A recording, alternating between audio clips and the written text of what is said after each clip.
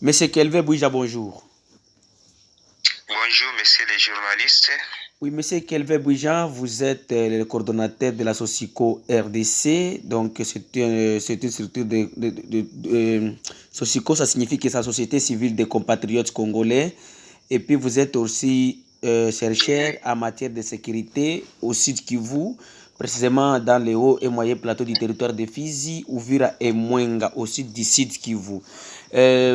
Vis-à-vis de l'insécurité qui persiste toujours dans les hauts plateaux, aujourd'hui nous avions eu des rapports qu'il y a eu quelques tracasseries dans les hauts plateaux, précisément à Magunda. Est-ce que vous pouvez nous préciser cette information et qui ont fait ces tracasseries? Merci, messieurs les journalistes, pour la question posée. Vous savez, dans la province du Sud Kivu en général, les cas d'insécurité, de tracasseries continuent toujours à se manifester par-ci, par-là. Il m'a surpris qu'un mouvement encore de groupes armés, Imbonerakure, se sont encore observés dans les hauts plateaux du territoire de Mwenga, secteur d'Itombwe.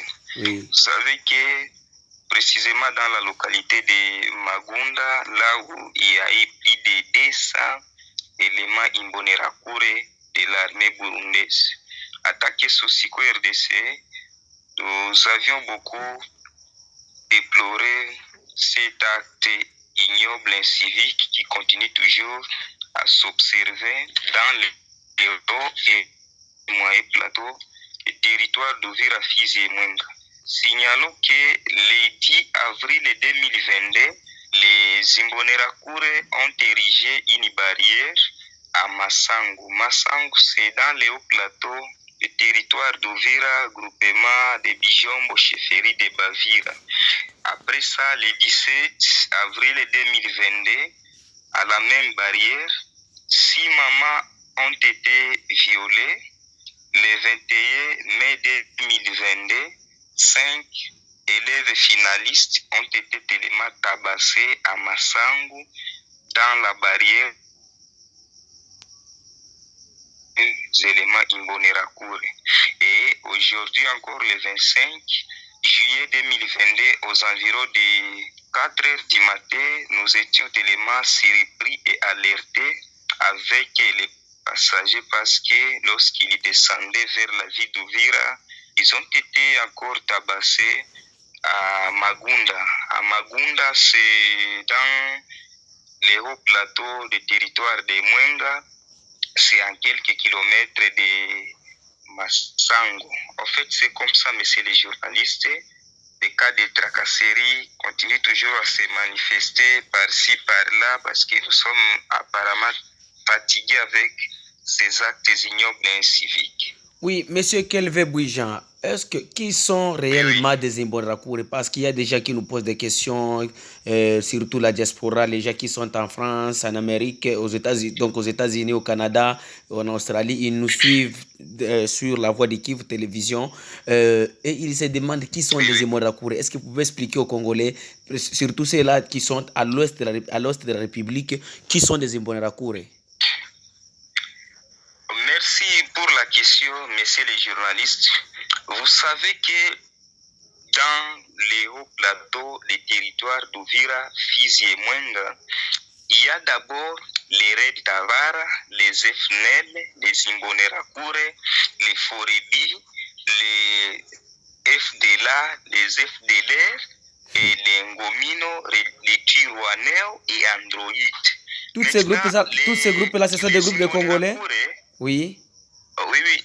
Les Imbonerakure, messieurs les journalistes, c'est un groupe armé burundais. Selon les informations que nous enregistrons par ici, par là, nous avions appris que les Imbonerakure sont dans la RDC, précisément dans les hauts et moyens plateaux de ces 3 territoires précités. L'objectif de ces éléments Imbonerakure, c'est juste pour chercher leurs seigneurs de guerre, comme les Red Tabara, les FNL, les Forebu et tout consort. En fait, c'est ça comme objectif de ce groupe armé Imbonerakure dans la province du Sud Kivu. Oui, monsieur les journalistes. Monsieur le coordonnateur, nous savons Oui. que vous venez de nous dire que ce sont des Burundais, ils sont sur le sol congolais à la recherche de leur seigneur de guerre. Comment expliquer, donc vous voulez dire aux Congolais que non, ils sont ici par la voie du gouvernement congolais, donc ils sont autorisés par le gouvernement congolais pour venir chercher leur seigneur de guerre ici. Pourquoi les Congolais ils n'aillent pas à l'étranger pour aller chercher le seigneur de guerre? Oui, merci pour la question. Pour compléter d'abord l'information, les Imbonerakure ne sont pas seulement dans le territoire de Mwenga, localité de Magunda.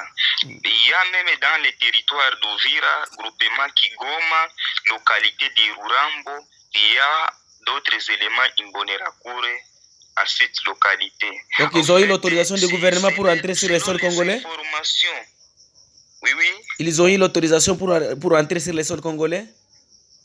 En fait, messieurs les journalistes, dans la recherche, on fait les analyses des effets. Parce que vous allez comprendre avec moi, n'est-ce pas, que la semaine passée, il y a eu encore une délégation en provenance du Burundi qui est venue ici dans la ville d'Uvira. Il y a eu à peu près 17 généraux et quelques colonels. L'objectif de cette délégation était juste de regarder comment ils peuvent s'entretenir avec les autorités congolaises, les généraux, pour regarder comment ils peuvent commencer à mener les opérations, en fait de traquer les milices qui se retrouvent dans la province du Sud Kivu. C'est selon les informations que nous récoltons par ici, par là, messieurs les journalistes. Alors, vis-à-vis de la présence de tous ces groupes armés sur le sol congolais, vous avez cité les groupes armés étrangères, plus de 7 groupes armés étrangères dans les hauts et moyens plateaux du territoire de Fizi, Uvira et Mwenga. Alors, quelles sont les conditions de vie des populations? Oui. Allez-y. Oui, je demandais ceci, vis-à-vis de la présence de tous ces groupes armés étrangères sur les sols congolais, précisément dans les hauts et moyens plateaux du territoire de Fizi, Uvira et Mwenga, quelle est la situation des populations, la population locale? Actuellement, messieurs les journalistes, je vais d'abord vous compléter. Vous savez que dans la province du Sud Kivu, par rapport à nos recherches, démarches et analyses, la province du Sud Kivu réalise actuellement plus de 100 groupes armés locaux étrangers. À part ça, territoire Uvira, Fizi et Mwenga, il y a plus de 50 groupes armés. Maintenant, par rapport au comportement des paisibles citoyens qui vivent dans les hauts et moyens plateaux, messieurs les journalistes, il y a seulement un mouvement de déplacement qui s'observe par ici, par là, vers d'autres villages voisins. En fait, c'est comme ça, la situation n'est pas encore bonne jusqu'à ce moment, messieurs les journalistes. C'est depuis 1996 que les citoyens congolais traversent ces histoires. Jusqu'à présent, ces histoires continuent toujours à se multiplier. Oui, monsieur Kelvin Boujan, vous êtes chercheur en matière de sécurité. Vous avez suivi en matière sécuritaire plutôt. Vous avez suivi le ministre des Affaires étrangères de la République démocratique du Congo, Christophe Lutundula. Il a expliqué vis-à-vis à l'entrée des troupes de l'East Africa Community sur les sols congolais. Il a dit que non, ces troupes-là, ils auront la force, ils auront l'autorisation d'attaquer les groupes armés. Quelle est votre analyse sur l'entrée de ces troupes? Oui, merci pour la question, messieurs les journalistes. Vous savez, selon la loi congolaise, si vous lisez l'article 63, tout Congolais a droit de défendre son pays. Article 64, aucun étranger qui est autorisé de récupérer les pouvoirs par la force.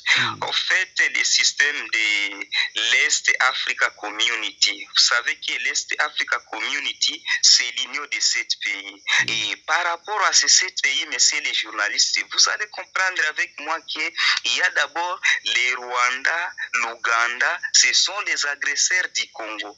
Les Burundi vient aussi à la 3e place. En fait, nous sommes fatigués, messieurs les journalistes.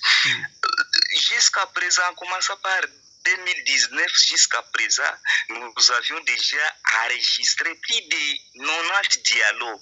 Et l'objectif de tous ces dialogues était toujours pour la recherche de la paix. Mais apparemment, nous sommes fatigués.